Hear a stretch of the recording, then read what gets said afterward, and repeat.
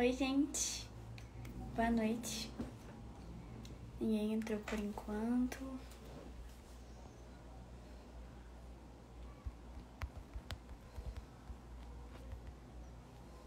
Oi, Vinícius. Oi, Júlia.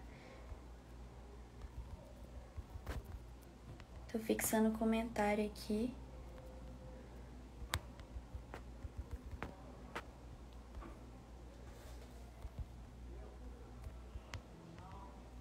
Gente, só um minutinho. Tô esperando a Caroline solicitar aqui.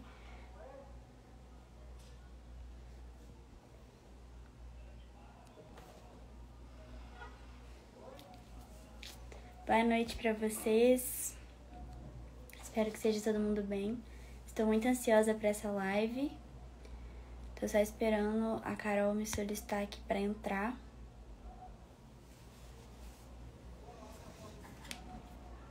O tema de hoje é muito importante. Não sei se todo mundo que tá aqui já assistiu o vídeo que eu postei hoje no IGTV. É uma mobilização acerca dessa questão da objetificação da mulher. O vídeo ficou muito incrível. Eu chamei amigas maravilhosas. Inclusive, quero agradecer a elas. Todas que toparam, me mandaram um vídeo. Maravilhosas.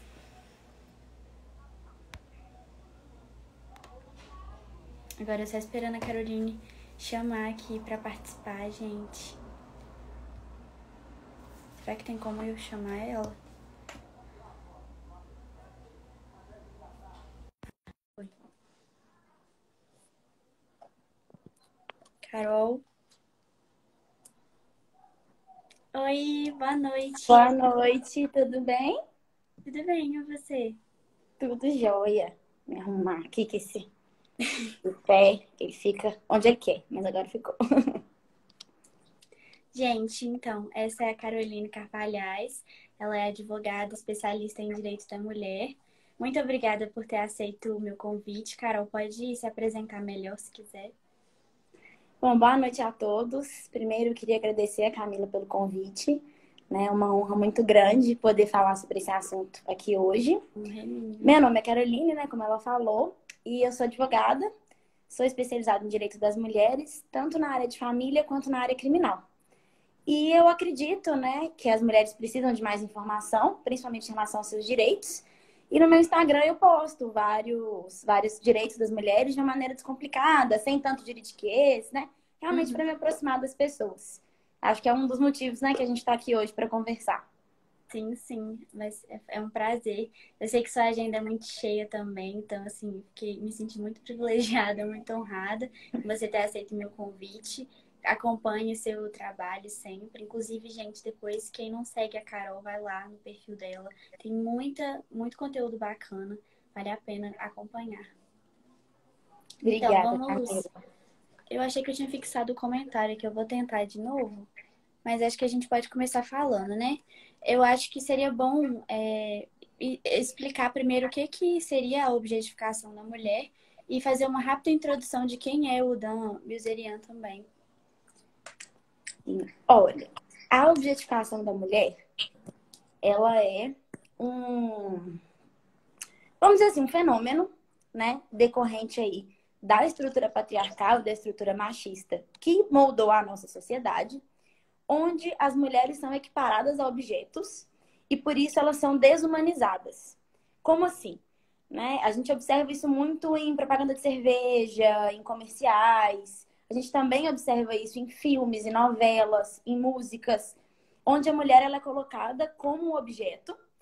Por exemplo, uma propaganda de cerveja. A mulher fica ao lado de uma cerveja como se o consumo da mulher fosse exatamente igual ao consumo da cerveja. Basta você pagar que você consegue consumir aquela mulher da mesma forma. E isso tem uma série de consequências, de implicações práticas, sim, simples numa observação. Que seria o quê? A perda da autonomia e da liberdade da mulher. Porque um objeto ele não tem opinião, um objeto ele não se opõe, ele não tem autonomia. Então, você pode fazer com o objeto o que você quiser. E, historicamente, as mulheres tinham esse papel dentro da família. Elas eram ali meras reprodutoras, né? Eram quem gestavam os filhos e cuidavam dos filhos, única e exclusivamente para servir à família e servir ao marido, assim como o objeto. Por isso que isso é tão cultural, tão comum, e a gente vê, né, ao longo dos anos, existem muitos anos que a objetificação da mulher é algo muito sutil e muito comum na sociedade. Exatamente por isso. Naturalizado, né? Isso começou, assim, essa objetificação da mulher nessa forma comercial, começou na década de 60, mais ou menos, que a gente tinha aquele estereótipo da mulher de xadrez, de aventalzinho, ficando em casa. E quando veio, né, a Segunda Guerra, final da Segunda Guerra, Guerra Fria, que as mulheres, os maridos, né, estavam indo muito para a guerra e as mulheres ficavam mais em casa. E por isso algumas começaram a trabalhar e para o mercado de trabalho. Você começou a ter uma ridicularização da mulher no mercado de trabalho, objetificando a mulher. Então, a mulher dona de casa, ela era vista naquelas propagandas antigas, igual a primeira propaganda da Coca-Cola. Aquelas mulheres, elas eram vistas de maneira ridicularizada porque elas não estavam no âmbito doméstico. Ou de maneira objetificada quando no âmbito doméstico. Você poderia comprar uma mulher como você compra uma Coca-Cola e ela teria a função de empregada, como a Coca-Cola tem a função de matar a sede. Né? Algo nesse sentido. E daí para lá as coisas foram evoluindo, em alguns lados piorando, em outros lados melhorando. Né? Primeiro elas pioraram muito, principalmente na época do cigarro e na época da cerveja, das bebidas alcoólicas, né? Que eu acho que são as piores formas de objetificação da mulher que a gente consegue encontrar de exemplo. Mas não era só aí que a mulher era objetificada. Você tinha as novelas, você ainda não tinha essa questão de série, mas você já tinha filmes, você já tinha vários papéis de mulheres no cinema que eram meramente objetos sexuais ali, os quadrinhos, histórias de super-heróis. Em todos esses momentos, a mulher estava sempre em segundo plano e sempre de maneira objetificada. Porque ela só expressava opinião, só tomava uma atitude quando um homem permitia ou pedia a ela que fizesse aquilo. Sim. Depois a gente foi chegando um pouco mais na era atual, então a gente já mesmo assim, na opinião deles também, né? Porque Sim. os roteiristas, diretores, as falas também eram todas feitas por homens. Sim. E aí é aquela coisa. Começaram a pintar uma imagem, né? A vender uma imagem de uma mulher independente, mas uma mulher independente com alguns limites. Né? Ela pode trabalhar, porque o capitalismo fez com que as mulheres fossem para o mercado de trabalho. É vantajoso para o homem que a mulher trabalhe, porque ela vai dividir as contas com ele. Mas ela não pode ser independente demais. Tem um limite aí. E isso começou, assim, principalmente na década de 80, anos 90, né? Quando as mulheres estavam reinserindo no mercado de trabalho. Tudo isso começou de uma forma... cresceu de uma forma exponencial. E hoje, na era digital, a gente tem o crescimento dos dois lados. Tanto da objetificação da mulher, porque hoje você tem uma forma mais fácil, né? De disseminar informação, de disseminar publicidade. Qualquer pessoa hoje publica um anúncio. Né, e publica qualquer tipo de imagem. Mas, ao mesmo tempo, você tem uma liberdade de expressão também muito grande. Então, você tem um crescimento do movimento feminista, da visibilidade do movimento feminista. E, por isso, essas coisas começaram a incomodar. E, por isso, nós estamos aqui hoje, né? Graças a Deus que essas coisas começaram a incomodar. Exatamente. O Dan, ele é um influencer norte-americano que, num primeiro momento, parece, quando você abre o Instagram dele, que ele tem o objetivo simplesmente de expor a vida dele, né? Ele é um cara milionário que tem uma vida aí cheia de festas, drogas, bebidas, diversão. Quando você olha para ele com esse olhar de diversão, poxa, como diversão eu não posso expor as mulheres que eu uso como diversão? Isso é um raciocínio. Só que quando você analisa mais a fundo quem é o Dan e o que é o Instagram dele, a gente descobre o seguinte: o Dan, ele não tem intenção no Instagram dele de simplesmente divulgar a vida dele. Ele tem intenção de vender a marca dele. Ele tem uma marca, chama Ignite. Nessa marca, ele vende vários produtos. Eu não conhecia ele antes dessa polêmica, então eu não sei como ele começou. Mas eu sei que hoje ele vende cigarros eletrônicos, alguns cigarros com essência de maconha, que é permitido no local onde ele vende, bebidas, roupas. Hoje é quase que uma... biquínis, né? Com aquele símbolo dele do chifre. Hoje é quase assim uma loja de departamento, né? Vamos dizer assim, porque ele vende vários produtos. E a ideia dele com o uso do corpo das mulheres é fazer publicidade para a marca dele. Uma das fotos que eu acho mais chocante dele, que foi uma das que eu fiz o post, é que tem uma mulher completamente nua e ele tá com um troféu em cima dela. Aquele troféu foi um troféu que a marca dele ganhou como o melhor cigarro eletrônico com essência de cannabis.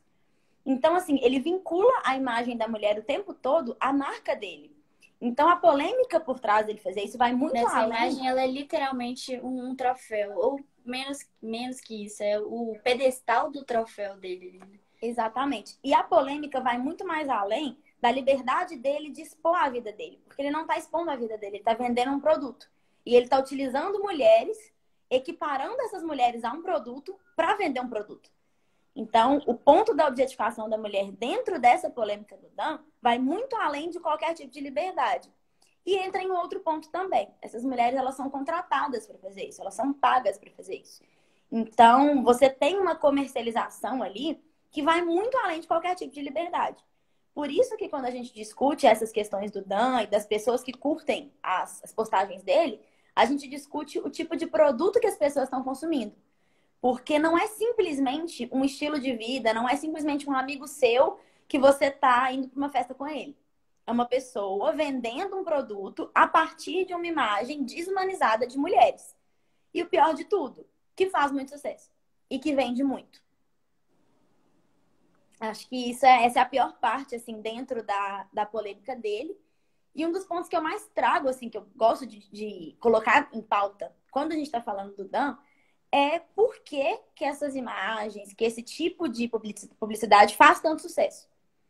Né? E eu acho que perpassa muito pelo início da minha fala, que foi essa questão histórica da mulher ser vista como um objeto. É cultural, É bem cultural e existe, assim, uma perpetuidade disso na nossa sociedade, de forma que é muito mais fácil, é muito mais cômodo para o homem enxergar a mulher como um objeto do que dar a ela autonomia e liberdade.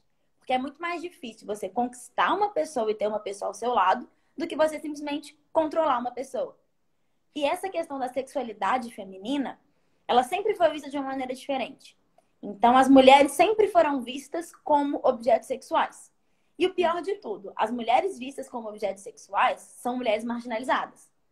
Então, você tem dois momentos. Você tem um momento em que o homem pode fazer o que ele quiser com o corpo de uma mulher. E você tem um momento em que a mulher não pode fazer o que ela quiser com o corpo dela. Porque se ela fizer, ela está exercendo uma profissão marginalizada e desvalorizada. Que é como a prostituição, como essas modelos são vistas hoje. Sim. Então, assim, dois pontos sobre a objetificação da mulher que a gente precisa trabalhar muito são esses. Primeiro, o que a objetificação da mulher significa para o homem e para a sociedade. Né? Como esse tipo de publicidade legitima a violência, legitima o controle, legitima todas essas dificuldades sociais que existem hoje.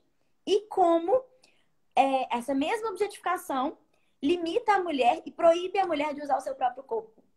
Porque as pessoas podem objetificá-la, mas ela não pode vender a sua imagem da forma que ela quiser.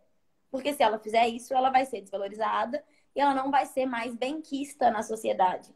Né? E aí o quista aqui eu tô entrando bem naquela questão antiga de que uma mulher bem vista na sociedade era uma mulher casada, era uma mulher comportada. Então, jamais uma mulher se submeteria a esse tipo de situação. Os homens tiram vantagem, né, dessa imagem da figura feminina, mas sem ter valor nenhum, né? Como se ela fosse... É bonito ele postar foto delas, lindas, maravilhosas, olha só, eu tenho um monte de mulheres, mas na hora de tratar essas mulheres, na hora de pensar nessa exposição, eles não estão nem aí. Exatamente. E o pior de tudo é que essa objetificação da mulher feita pelo homem e a forma com que a mulher usa o seu corpo são coisas tão diferentes que, quando essa polêmica do Dan começou, as pessoas vieram com aquele argumento de mas e a Anitta? Mas e a Luísa Sonza? Mas e qualquer outro tipo de mulher, qualquer outro tipo de entretenimento que use a mesma temática, né? Que é a objetificação da mulher. Uhum. Primeiro, a gente precisa diferenciar o que é a objetificação da mulher e o que é sexualidade, que são coisas diferentes. A Anitta e a Luísa Sonza, entre várias outras artistas, né? E inicialmente, quem começou todo esse movimento autônomo das mulheres na música e no entretenimento foi a Madonna, Britney Spears, essas mulheres que começaram esse tipo de movimento. Sim. Elas partem de um outro pressuposto. Primeiro, elas estão usando o próprio corpo, elas não estão usando o corpo de uma terceira pessoa. Quando o homem usa o corpo da mulher, se ele estivesse objetificando o próprio corpo, aí a gente poderia equiparar as situações. Mas não, ele está usando o corpo de uma mulher. Então, para a gente falar que essas mulheres estariam fazendo a mesma coisa que o Dan, elas teriam que estar objetificando homens. Ou objetificando outras mulheres. Mas se elas usam o próprio corpo, você entra numa questão de humanidade. Você não entra mais numa questão de objeto. E o que essas mulheres começaram a fazer desde a época da Madonna foi usar o próprio corpo da mesma forma que os homens, que os artistas, que os popstars da época usavam. Sim. Então, quando a gente volta atrás e vê os clipes da Madonna, em que ela dança, tira a roupa, se você pegar artistas masculinos da mesma época, você vai ver eles fazendo exatamente a mesma coisa e em momento nenhum eles foram questionados. Porque o homem tem a liberdade de usar o corpo dele do jeito que ele quiser, a mulher não. É polêmico, né? Um vídeo em que uma mulher posa nua, exalta os seios ou qualquer coisa do tipo, mas o homem fazendo isso é normal, né? Atualmente, eu lembro do escândalo que foi na época da Miley Cyrus, quando ela lançou o clipe de Wrecking Ball, né? E é um absurdo, mas assim, talvez se fosse um homem fazendo aquilo, ia ser normal. Ia ser normal. E por que que um homem fazendo ia ser normal e uma mulher fazendo não ia? Porque quando a mulher faz isso, ela vai contra todos os princípios da sociedade patriarcal. Quais são esses princípios? A sociedade patriarcal pressupõe uma esposa, né, correta, recatada, que não se expõe, que não trai marido. Inclusive, na época, né, em que os nossos primeiros códigos civis aí foram promulgados e entraram em vigor, o homem poderia né, divorciar, poderia encerrar o casamento, inclusive poderia ser indenizado se ele descobrisse que ela não era mais virgem. Porque a mulher tinha obrigação de se guardar para o seu marido. Quando você pega essa cultura e insere ela numa sociedade durante anos, e de repente uma mulher expõe o seu próprio corpo e ganha dinheiro com isso, e se sente bem fazendo isso, ela vai contra todos os princípios e todos os costumes que ela deveria seguir. É a mesma coisa que hoje nós mulheres começarmos a nos chamar de puta de maneira carinhosa. A gente está pegando um adjetivo que é usado para nos limitar, que é usado para nos atingir e usando de maneira positiva. Então a gente está mudando o controle das mãos. A gente está tirando o controle das mãos do homem e trazendo o controle para as nossas mãos. E é por isso que isso incomoda tanto. O homem sempre teve liberdade, sempre teve autonomia. Então ele ter autonomia para fazer entretenimento, para fazer publicidade, nunca foi problema. Como a mulher nunca teve autonomia, a sociedade pergunta, uai, quem deixou essa mulher fazer isso? É mais ou menos esse o raciocínio. E o que eu acho que a gente tem que lembrar é o seguinte: uma coisa é você mostrar o corpo, outra coisa é você objetificar o corpo. Quando você coloca um corpo como algo que pode ser comprado do lado de um objeto, você está objetificando o corpo. Quando você dança e mostra o seu corpo sem qualquer tipo de objetificação, sem qualquer tipo de referência ao objeto, você está usando a sua sensualidade. Simples assim. E essas mulheres, tanto a Anitta quanto a Luísa Sonza, na maior parte dos clipes delas, elas falam de autonomia feminina. Elas não falam de mulheres sendo usadas. Muito pelo contrário. Em alguns clipes, elas se equiparam aos homens e usam eles tanto quanto são usadas. Em outros, elas usam os homens. Então, você tem uma diferença entre ser objetificada e se divertir. O último clipe da Luísa Sonza mesmo, eu gosto muito de tocar nele quando a gente fala dessa polêmica, porque ele é um clipe recente que tá na cabeça de todo mundo. Né? Sim. Se a gente voltar naquele clipe e assistir com carinho e analisar, a Luísa Sonza, ela tá praticamente tendo uma relação sexual, né, com o Vitão durante o vídeo, mas ela tá se divertindo. Ela tá dançando em cima dele, ela tá dançando com ele. Ele também está dando prazer a ela. Não é uma situação em que você tem várias mulheres, em que muitas vezes o rosto delas nem é mostrado, para dar ainda mais sensação de que não são humanas, de que são simplesmente objetos. E o homem tá fazendo o que ele quiser com elas e elas não estão nem se divertindo, não estão nem sentindo aquilo. São situações completamente diferentes. A última música da Anitta mesmo, ela fala a mesma coisa. Ela fala que ela não se apega, que ela vai brincar o tanto que ela quiser, que ela só quer brincadeira. Tem várias músicas das mulheres, né, de mulheres que fazem esse tipo de entretenimento, que tem essa temática. Então, assim, você comparar a publicidade que o Dan faz com as mulheres, independentemente do estilo musical, né, que usam o seu próprio corpo, é uma comparação que não faz sentido. Eu sempre falo isso, você tem que comparar banana com banana, né? Se a mulher estivesse pegando o corpo de um homem e fazendo ele de troféu, fazendo ele de mesa, fazendo ele de comida, de qualquer outra coisa, aí beleza. Aí a gente já tá falando da mesma coisa. Só que eu tenho certeza que isso não ia vender. que isso não E ia fazer sucesso. normalmente, inclusive essas parcerias, a diferença que você falou justamente, num clipe que um homem está objetificando uma mulher, o rosto dela nem sequer aparece. E aí, não tô falando que todos, mas na maioria desses vídeos, como da Anitta, da Luísa Sonza, normalmente o homem que está com elas é um protagonista do vídeo também, junto com elas, né? No caso dali do Vitão, ele fez a música junto com ela, ele não tá sendo uma pessoa ali sem nome, sem importância, sem valor, né? Exatamente. As partes, elas são vistas ele de maneira igual. Os dois estão se divertindo. E eu acho que é isso que incomoda tanto. A mulher se divertir, a mulher ser livre, a mulher ter a sexualidade livre e usar da própria sexualidade incomoda, né? Incomoda muito porque o contexto social sempre foi outro. E é muito mais fácil você dominar do que você estar ao lado de alguém. Então, assim, para você pegar essa sociedade que foi criada dessa forma, que se estruturou dessa forma, e virar para os homens hoje e falar: olha, vocês não podem controlar suas mulheres, vocês têm que entender que elas querem se divertir tanto quanto vocês, vai dar problema, né? Vai gerar polêmica, vai gerar discussão, vai fazer com que muitas pessoas não entendam. Isso é um fato. E uma outra questão também que é muito interessante a gente trabalhar dentro dessa polêmica do Dan é que um outro argumento usado, né, é a questão do funk. Ao mesmo tempo que as pessoas falaram: ah, vocês estão problematizando o Dan e não estão problematizando a Anitta e a Luísa Sonza, vocês estão problematizando o Dan e não estão problematizando o MC Rick ou qualquer outro MC que faça sucesso. O que que acontece? Todo estilo musical, todo entretenimento, toda publicidade, ela imita a vida. Quando a gente fala que a arte imita a vida, a gente não é uma frase bonita, é uma frase real.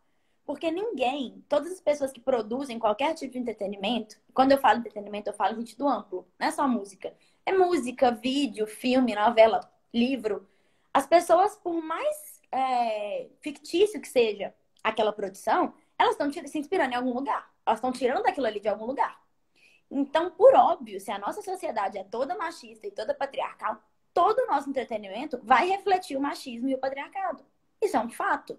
Quantas vezes nós vimos cenas de estupro em novelas, em filmes, e aquilo foi completamente naturalizado, né? Quantas e quantas letras de músicas, assim, renomadas, de MPB, de músicas do Caetano Veloso, de músicas do Cazuza, falam de estupro. Retratam situações em que a mulher está sendo violentada, está sendo agredida, onde ela está sendo não necessariamente objetificada, porque você tem uma linguagem diferente entre a música popular brasileira antiga e o funk. O funk, ele é uma música mais popular. Então, ele tem um palavreado mais chulo, uma linguagem cheia de gíria, uma linguagem um pouco mais Antes perto da havia linguagem muitas cotidiana. metáforas, né, para tratar das coisas, não era tão explícito. E aí por isso as pessoas cantavam também, sem saber até a real intenção daquilo, né? Exatamente. Você tem a questão da poesia, né? Que a música, até uns 20, 30 anos atrás, a música tinha muita poesia. Hoje a música tem muito mais batida e ritmo do que poesia. E você tem uma outra questão também que a gente não pode deixar de considerar quando a gente fala de funk, que é o contexto social em que o funk começou. O funk, ele é um ritmo, né? Um estilo musical que vem de populações periféricas. Né? Não necessariamente negras, mas ele vem de populações periféricas. Ele foi um estilo musical que cresceu assim.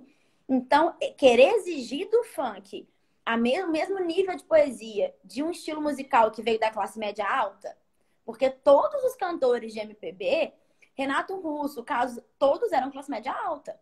Né? Todos eles fizeram faculdade, que na época era algo que pouquíssimas pessoas faziam. Todos eles vinham de famílias da alta classe da sociedade. Então, eles tinham um nível de instrução muito maior e muito diferente. E eles também tinham todo um suporte, né, para fazer música, banda, aula para compor, esse tipo de coisa, que os funkeiros e que pessoas de outros estilos musicais não têm. Então, você querer a mesma metáfora, querer o mesmo, que sejam produzidos da mesma forma, é algo completamente inimaginável, né? A gente tinha uma sociedade numa época e tem uma sociedade hoje. E é isso. Mas ambas as músicas têm, ambos os estilos têm o mesmo tipo de objetificação da mulher, o mesmo tipo de machismo, o mesmo tipo de estrutura, né, de dominação nas suas letras. O que a gente não pode fazer é o seguinte: Ah, então se esse estilo musical ele reflete o machismo, então eu não vou mais ouvir. Por que a gente não pode fazer isso? Porque senão você não vai fazer absolutamente nada na sua sociedade. Absolutamente nada. Se você der um passo na rua, você vai ver um outdoor, você vai ver uma publicação, você vai ver uma propaganda, você vai ver tudo. Nós somos bombardeados com isso o tempo inteiro. Alguns de maneira mais sutil, outros não. Mas nós somos bombardeados com isso o tempo inteiro. Eu coloquei isso no videozinho hoje que eu postei no GTV, uma frase. Onde está a objetificação da mulher? É em todo lugar, né? Literalmente. Exatamente. Então a gente não pode simplesmente parar de consumir os entretenimentos e as coisas, né? E os momentos de diversão da nossa vida. O que a gente tem que fazer é ter senso crítico para analisar aquilo ali e entender até onde aquilo pode mudar.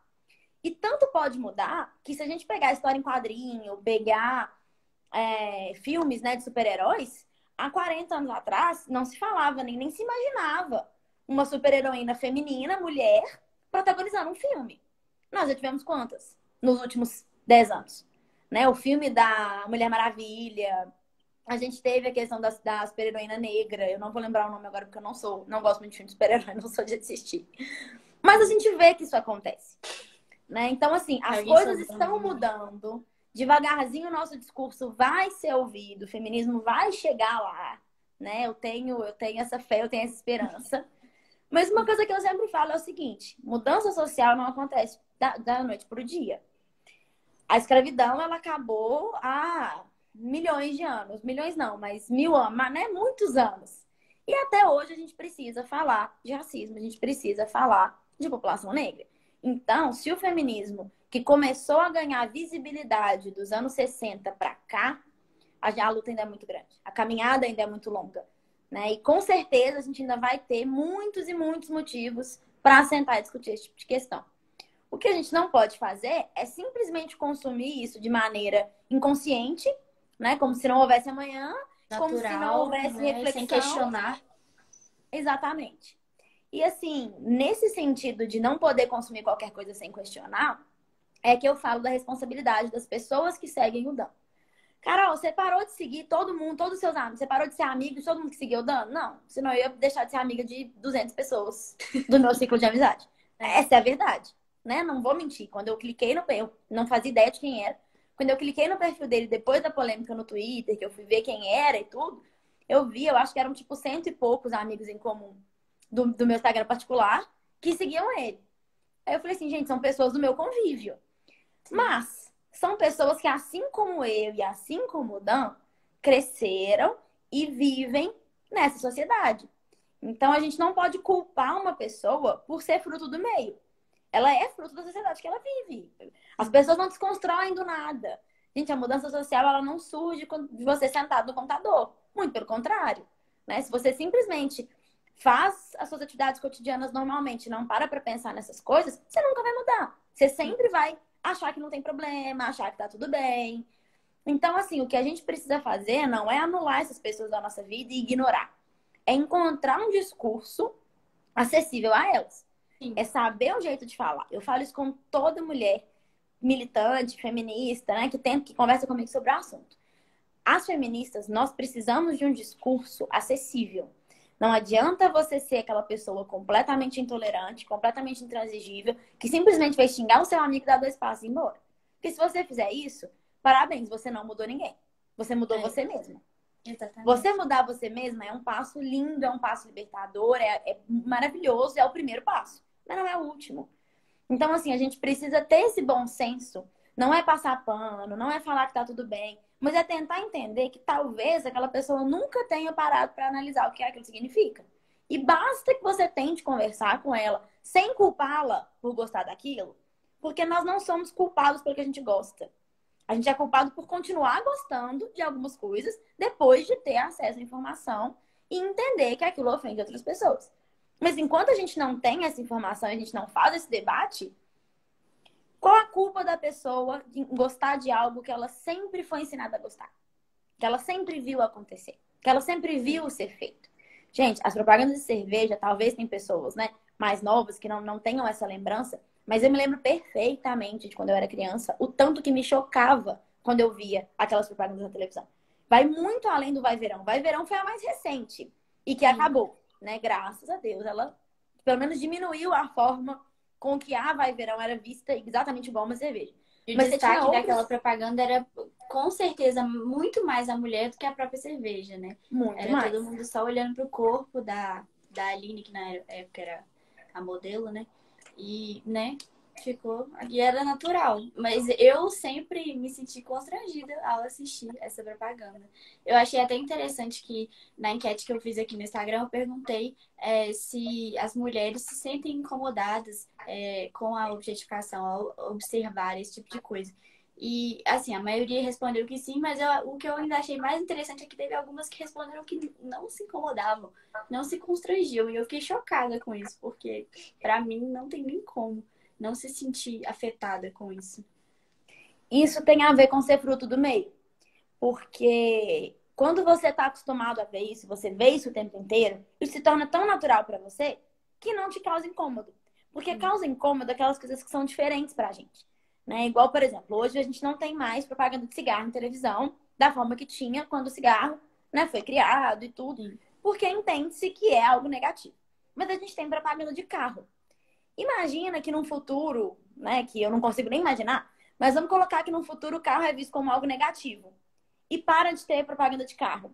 O dia que tiver, alguém vai se incomodar. Hoje a gente não se incomoda. Por quê? Porque não tem nenhum problema. Então, quando uma mulher fala que vê uma publicidade que objetifica uma mulher e não se incomoda, é porque aquilo já se tornou tão natural para ela, mas tão natural, que ela não consegue nem ver o problema.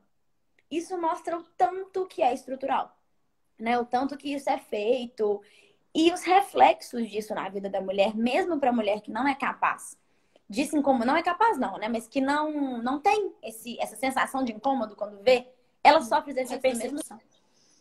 Isso, essa percepção. Ela sofre os efeitos do mesmo jeito. Por quê? Porque os efeitos desse tipo de publicidade é o seguinte: é mostrar para todas as pessoas que estão consumindo aquela publicidade que para um homem conseguir, né, se relacionar, usar a mulher, o corpo da mulher da forma que ele quiser, basta que ele pague por isso. Então você mostra duas coisas. Você mostra, que a mulher não tem vontade, não tem liberdade, ela não pode dizer não. E você mostra que é legítimo, a partir do momento que você consegue, que você paga para aquela mulher, você fazer absolutamente o que você quiser com ela. Porque se você quiser comprar uma cerveja hoje e jogar ela no lixo, você pode. Se você quiser comprar uma cerveja hoje e quebrar ela, você pode. A ideia é que se você compra uma dessas mulheres, você pode fazer a mesma coisa. É a ideia da prostituta. Né? Não existe estupro contra a prostituta, não existe violência contra a prostituta, porque a partir do momento que você pagou, você pode fazer o que você quiser com aquele corpo. E não é bem assim que funciona. E isso vai gerando, lembra que eu falei que é sutil e que é estrutural? Pois é, isso vai gerando essa liberdade, vai dando esse poder pro homem de maneira sutil.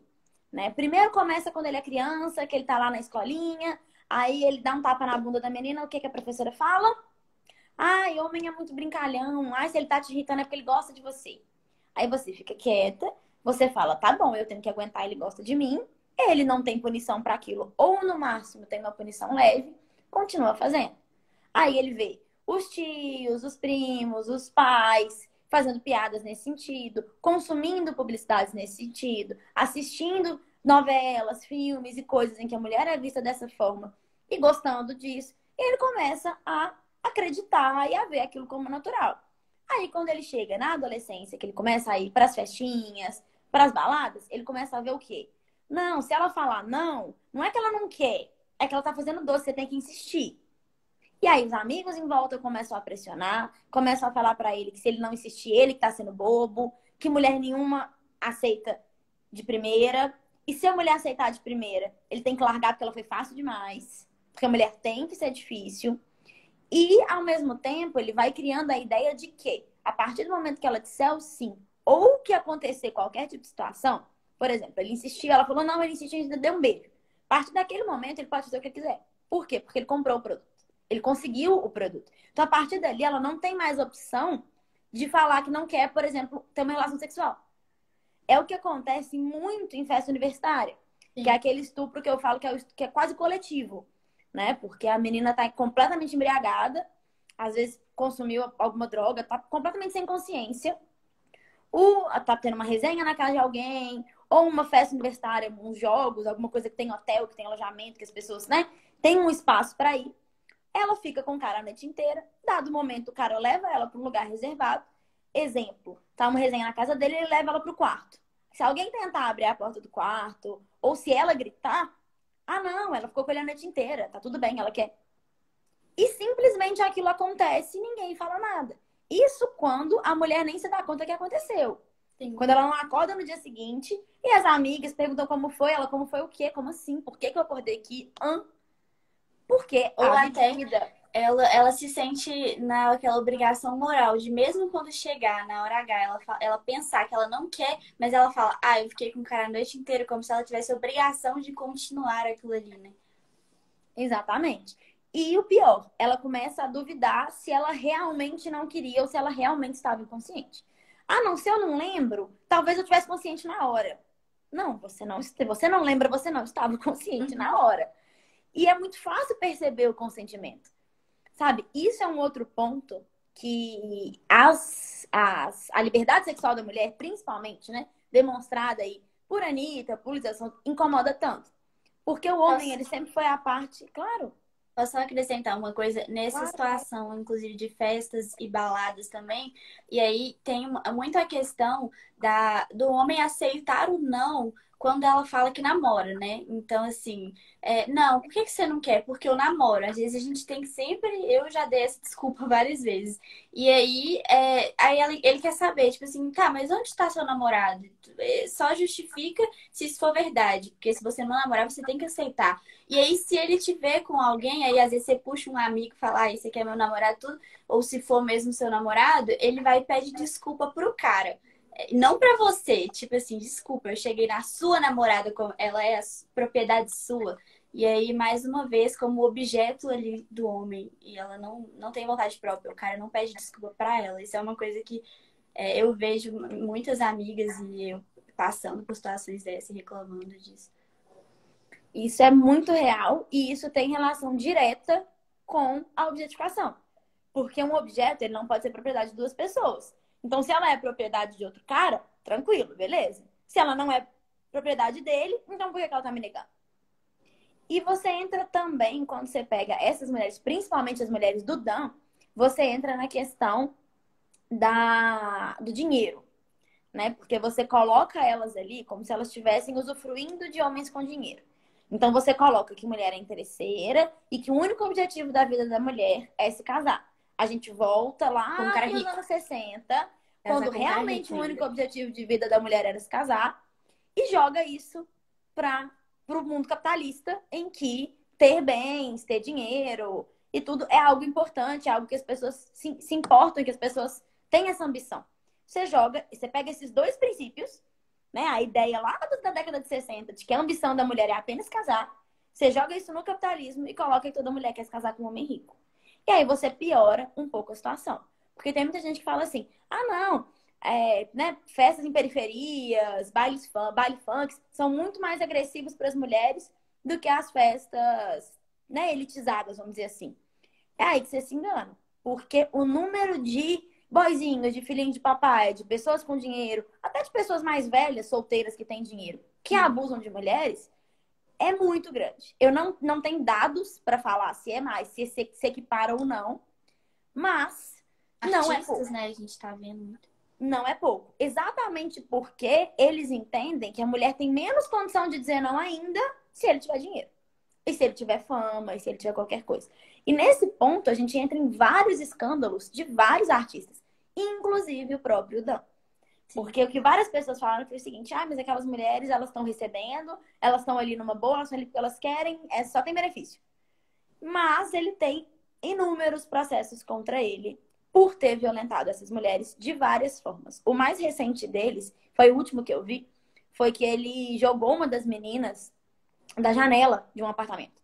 Aí ela quebrou o pé, eu acho, teve algumas outras lesões.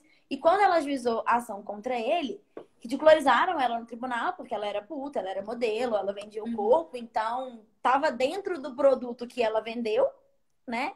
Ele fazer o que ela quiser, ele jogar ela da janela. E assim, ele ainda falou, os advogados dele, na verdade, pelo que eu li, né? Ainda falaram com ela que se ela insistisse naquilo, que ele ia tirar tudo que ela tinha, porque ele tinha muito dinheiro e ele poderia fazer isso. Então, assim, é bem pesado. Deixa eu ver os comentários aqui, porque eu não consigo falar e ler ao mesmo tempo. A pessoa raciocina. É exatamente isso, né? Que a mulher, ela tá sempre em segundo plano. E tem um outro lado também dessa questão do namorado embalada, que é o seguinte. Se você fala que você namora um homem, tranquilo, tudo bem. O cara pede desculpa e vai embora. Se você fala que você É namora com respeito uma ao mulher, cara, não você. também. Se Eles você se fala que você namora uma respeitam. mulher, se você fala que você namora uma mulher, aí começou o problema. Porque aí, primeiro, ele não aceita que realmente exista um relacionamento entre duas mulheres, porque não imagina essa independência feminina. Então, como assim duas mulheres conseguem dar prazer uma para outra e conseguem ser completas sem um homem? Poxa, o homem é essencial. A mulher não tem liberdade sozinha. Como que ela vai sentir prazer sem um homem presente? Então, eles não conseguem aceitar isso. Eles falam coisas do tipo, deixa eu entrar no meio, que seria uma coisa que eles nunca falariam entre uma mulher e um homem que estivesse ali. E não é E porque vem não aí o existem fetiche homens. também, né? Ah, deixa eu ver, deixa eu olhar.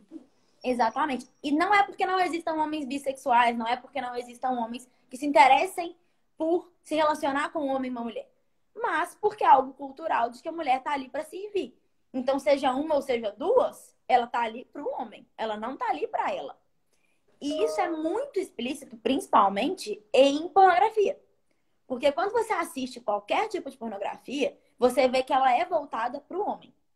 Inclusive, as pornografias de lésbicas. Elas são voltadas para o homem, elas não são voltadas para as lésbicas. Isso eu já perguntei, já fiz na época do meu TCC, que eu fiz monografia, eu fiz essa pesquisa e perguntei para várias amigas minhas e pessoas conhecidas, né, que não se relacionam com homem de jeito nenhum. E elas falaram, eu tenho nojo de ver qualquer pornografia envolvendo duas mulheres, porque aquilo ali é completamente fantasioso. As relações não são dessa forma. Aquilo ali é feito para um homem ver da forma com que ele acha que vai ser interessante ver. Sim. E não da forma com que elas realmente estão dando prazer uma para outra. Então, assim, isso tudo vai colocando a mulher como objeto. E dentro dessa questão toda de pornografia, de venda do corpo e tudo, você tem a questão do respeito das mulheres nesse tipo de ambiente. Porque além da mulher, né, que é atriz pornô, que se prostitui, ser vista como marginalizada, receber pouco, né, ter todo aquele estigma social sobre ela, ela ainda não tem direito a respeito. E a gente percebe que isso é muito real, porque com toda essa questão da internet, da liberdade de expressão, diversas mulheres começaram a denunciar as atrizes pornôs estupros e situações extremamente violentas que elas sofreram ao longo de filmagens e de qualquer outra coisa. E aí a gente entra num ponto. Ah, mas ela autorizou por escrito ter uma relação sexual. Ok, naquela autorização tinha quantos atos? Porque se você pegar um ator, ele autorizou a divulgação da imagem dele, ok? Mas se a emissora, a direção do filme, o que for, divulgar algo além da imagem que ele consentiu, por exemplo, ele tá trocando de roupa nos bastidores e a emissora divulga aquilo. Ela tá ferindo a imagem dele, mesmo ele tendo autorizado, porque ele autorizou um tipo de imagem, ele não autorizou a imagem toda. Por que que esse raciocínio, vai até um raciocínio em termos de responsabilidade civil, não é jogado para pornografia? Por que que quando uma atriz pornô dá o consentimento, ela dá consentimento a tudo e azar, ela não tem mais direito a nenhum tipo de proteção? Então não é bem assim que as coisas funcionam. E a nossa sociedade precisa evoluir nesse sentido. Não é no sentido de evoluir para limitar as mulheres ainda mais e julgar as mulheres que estão ali. Porque essa polêmica do Dan, eu vi muito isso também. Eu vi gente falando, mas está as mulheres ali estão tão erradas quanto o Dan, e aí aquelas mulheres passaram a ser julgadas e passaram a ser cada vez mais limitadas. O ponto não é esse. Todos nós somos responsáveis pelas consequências de qualquer tipo de produto que a gente consome, qualquer tipo de produto que a gente faz. A marca, ela reflete o criador da marca. Não existe uma marca que não tenha algo do criador dela, né? Por mais que esse criador fique nos bastidores, quando você cria um produto, você cria algo, você coloca no produto algo que está dentro de você. E quando você consome um produto também, você consome coisas que te interessam, você consome coisas que têm relação com o seu dia a dia, relação com os seus gostos. Esses homens que curtem o Dan, eles não curtem um Instagram de maquiagem. Então, assim, as pessoas, você consome, não é só aquilo que aparece pra você, é aquilo que te interessa. Então, da mesma forma que aquelas mulheres são responsáveis, todas as pessoas que curtem, que comentam, que seguem, que compram os produtos dele também são. Então, assim, se é para julgar aquelas mulheres, no início, né, da live eu falei sobre não julgar ninguém, porque todos somos frutos do meio. Mas se é para julgar aquelas mulheres, então nós também vamos julgar na mesma proporção todo mundo que consome. Porque é a mesma coisa. Você produzir e você consumir gera o mesmo efeito. Né? As pessoas só produzem porque tem quem compra e as pessoas só compram porque tem quem faz. E as pessoas também... direta. Desculpa, as pessoas também não sabem diferenciar que esse consumo não é só comprar os produtos da marca dele, mas justamente o que você falou, curtir, compartilhar, consumir o conteúdo digital que ele produz também, seguir, estar apoiando todos os posts dele, também é o consumo direto disso, né? E o consentimento, inclusive, né? Exatamente. Hoje, com a era digital, o conceito de produto mudou muito. Né? Tanto que existe uma discussão no direito civil em relação à aplicação ou não do Código de Defesa do Consumidor nesse tipo de produto virtual. Porque você tem hoje um novo tipo de produto. Né? Você tem um novo tipo de loja com esses e-commerce, essas lojas virtuais. Então, você tem todo né, um novo meio que começou a ser regulamentado, mas ainda não é 100% regulamentado. Então, você tem uma série de novos problemas que podem surgir. E como é um meio totalmente novo, você tem produtos totalmente novos. Então, enquanto antigamente o que a gente tinha de produto que não era físico, né, para consumir, era música e filme. E novela. Como que a gente consumia música? Comprando CD. Como que a gente consumia filme? Alugando DVD, comprando DVD, a fita cassete, o que fosse. E a televisão, você tinha a questão da televisão paga e da televisão aberta. Hoje, como que a gente consome entretenimento?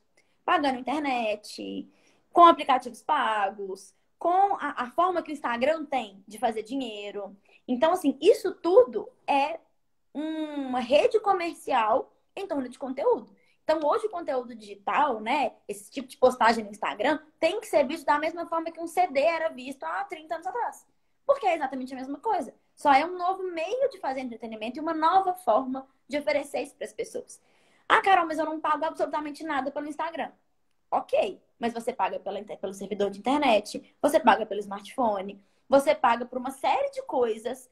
Aquela publicidade, ela te faz comprar um produto. Aquele produto, você colocou dinheiro ali. Então, é toda uma rede que faz com que aquilo seja efetivamente um produto. As visualizações e curtidas também vão gerar alguma verba para aquela pessoa que está produzindo o conteúdo, principalmente as pessoas famosas com milhões de seguidores, né? Vivem disso. Exatamente. Hoje em dia, inclusive, quando a gente trabalha questões de marketing e tudo, existem empresas publicitárias, não sei se é do conhecimento de vocês, que tem portfólio de blogueiras. Do mesmo jeito que há um tempo atrás você contratava uma atriz, alguém famoso para fazer um comercial do seu produto num outdoor, numa propaganda de televisão, você contrata uma blogueira hoje para ela falar do seu produto. E Sim. Tem empresas que intermediam isso, que tem. Olha, eu tenho aqui esse portfólio, essas 3 aqui são famosas em tais cidade, essa aqui são em tais cidade, essa é desse assunto, essa é daquele assunto. E cada uma tem seu preço, cada uma tem sua forma de contratação. Inclusive, os contratos com essas blogueiras são muito parecidos com os contratos que eram feitos com atores, com modelos, porque a ideia é a mesma. Né? Por exemplo, você pegar o Pelé para fazer uma propaganda. Qual que é a ideia? A ideia é que ele é um cara conhecido, um cara amado pelas pessoas, e por isso que ele fala vai influenciar aquelas pessoas.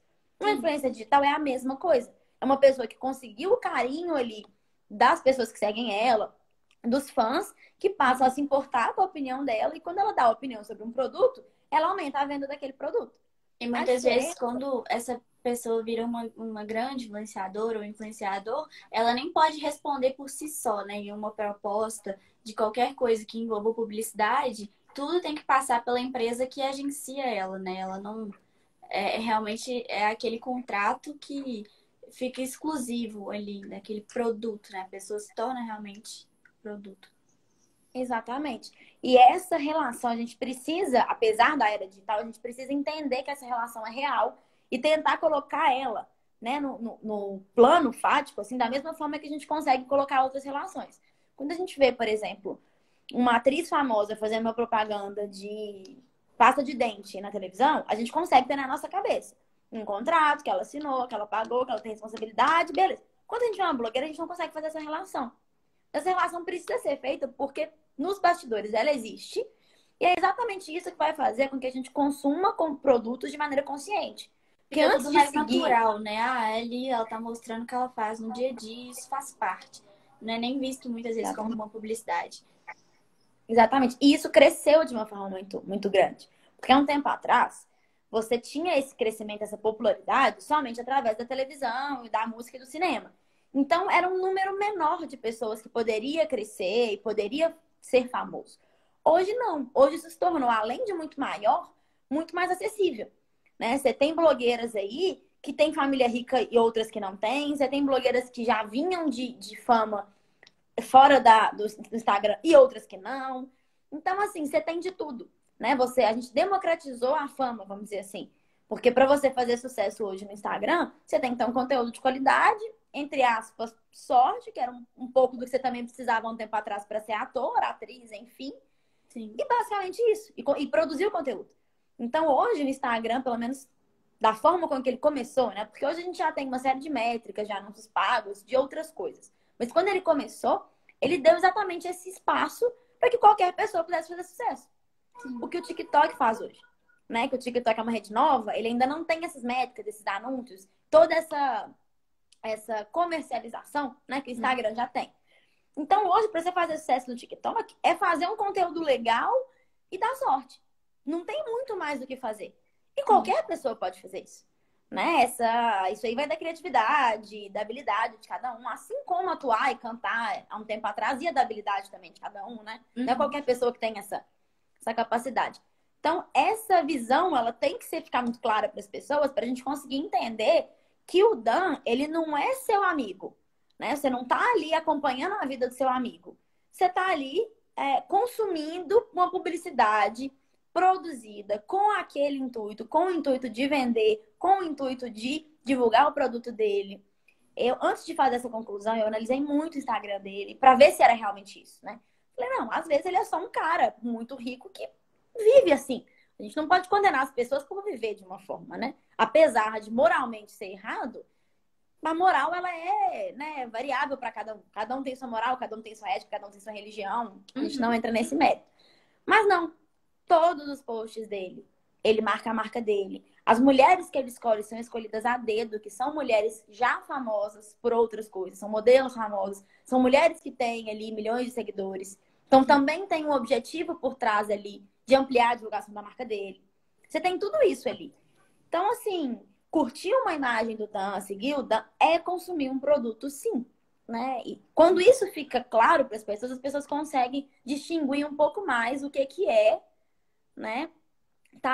Consumir isso e o que não é. E aí as pessoas conseguem ver com uma facilidade maior a responsabilidade. Porque é igual quando a gente fala de responsabilidade ambiental sobre consumir um produto. Todo mundo, ninguém questiona. Não, realmente, eu consumi muito plástico esse ano. Realmente, ninguém questiona isso. Né? Quando a gente fica brincando que você está comprando uma marca europeia, você está comprando um produto que foi produzido com trabalho escravo, ninguém reclama. Todo mundo fala, não, realmente, eu sou culpado por isso. É verdade. E por que quando a gente fala que quando você está consumindo a publicidade do Dan, você está consumindo uma publicidade machista e está reiterando uma estrutura de dominação? Não, não é bem assim. Mas você também curte a Anitta. Essas coisas não têm relação. Né? A Anitta faz um produto? Faz. Ninguém tem dúvida disso. Você seguir ela e curtir ela também é um produto? É. A diferença é que o teor do produto é diferente. A consequência social do produto é diferente. E, por óbvio, a responsabilidade de quem está consumindo aquilo ali também é diferente. Mas não deixa de existir. Né? Eu falo que quando a gente fala de questões sociais, todos são responsáveis. Não existe essa exclusão. Ah, mas tadinha da mulher que apareceu no post do Dan, que ela é fruto do meio, ela não teve capacidade, né, de dizer não, ela achou que aquilo era certo, não, coitada dela. Não, ela é tão responsável quanto as pessoas que consomem, quanto as pessoas, né, quanto as outras pessoas que participaram da produção. A diferença é que, da mesma forma que as pessoas que consomem não querem ser julgadas porque não acham errado gostar daquilo, porque a sociedade, né, estimula elas a gostar daquilo, a gente também não tem que julgar as mulheres que participam disso. Porque elas também são estimuladas a participar disso. Né? Ninguém está fora da sociedade. Não existe aquela mente evoluída e aquele ser maravilhoso que não está inserido na sociedade. Mas quase ninguém que pensa dessa forma, que acha legal consumir esse tipo de conteúdo, acha que a mulher é, assim, normal ali também, que ela tá no direito dela. A maioria dos homens, principalmente, que consomem e que compartilham as coisas do Dan, eles desaprovam essas mulheres, né? Então, eles precisam ter consciência de que isso é errado. Eu vi muitos discursos, inclusive de amigos mesmo, falando assim: ah, eu não concordo, para mim é normal o que ele posta, ele tem direito de fazer isso, ok. Aí vem um monte de mulheres debater com ele. Ele continua, aí ele vê um amiguinho que concordou com ele. Aí ele fica satisfeito. Não, meu amigo concorda comigo. Pronto. Agora, minhas amigas mulheres que estão ali se incomodando, eu não vou preocupar em saber por que que elas estão incomodando, sendo que eu, homem, nunca passei pela marginalização, pela inferiorização que elas sofrem. E isso é muito interessante, Camila. Você tocou num ponto assim sensacional, que é o tão temido lugar de fala, né? Que as pessoas têm uma dificuldade de entender, têm uma dificuldade de falar sobre. E é exatamente isso. Você não pode se colocar no lugar de uma pessoa de maneira, né, a sobrepor a opinião daquela pessoa, se você não tem as características e você não sofre o que aquela pessoa sofre. Então, assim, o homem pode debater sobre a questão do Dan? Pode e deve, porque é só através desse debate que ele vai conseguir repensar e entender sobre sobre a responsabilidade dele e o que significa aquele consumo. O que ele não pode fazer é tomar o lugar da mulher e falar como se ele entendesse o que ela passa. Ele tem que ter um lugar de escuta e um lugar de compreensão, né? A gente tem a capacidade de tentar se colocar no lugar do outro, mas a gente não tem a capacidade de efetivamente estar no lugar do outro. Então, assim, isso a gente consegue aplicar para milhões de coisas. O homem não pode se apoderar do discurso da mulher e falar em nome dela porque ele não sabe o que ela vive. Assim como uma mulher branca não pode falar do que é feminismo negro, não pode falar do que é sofrer racismo, porque ela nunca vai sofrer aquilo. Por mais que você leia, que você estude, que você tente se colocar no lugar do outro, você tenta, mas você não consegue, porque você não sente. E o sentimento, isso aí ninguém explica, né? É algo que ninguém explica, é algo que só a pessoa que sentiu aquilo na pele sabe o que é. Então, você escutar alguém falando, você ver alguém falando, você ler sobre aquilo, não te torna parte daquela sociedade. Não te torna dentro, não faz com que você esteja dentro do problema. Não faz com que você tenha mais habilidade de falar daquilo do que uma pessoa que sofre aquilo todo dia, que sente aquilo. Então, assim, quando a gente fala que o assédio, né? O assédio é de uma maneira bem popular, que toda essa situação que a mulher está inserida incomoda, é porque incomoda mesmo. É muito diferente você receber um elogio e você ser assediada por uma pessoa na rua. São coisas completamente diferentes. E só quem é mulher entende essa diferença. Para o homem não tem diferença. Poxa, mas ele falou que você é linda, ele também falou que você é linda, são as mesmas palavras. Mas o contexto é completamente diferente.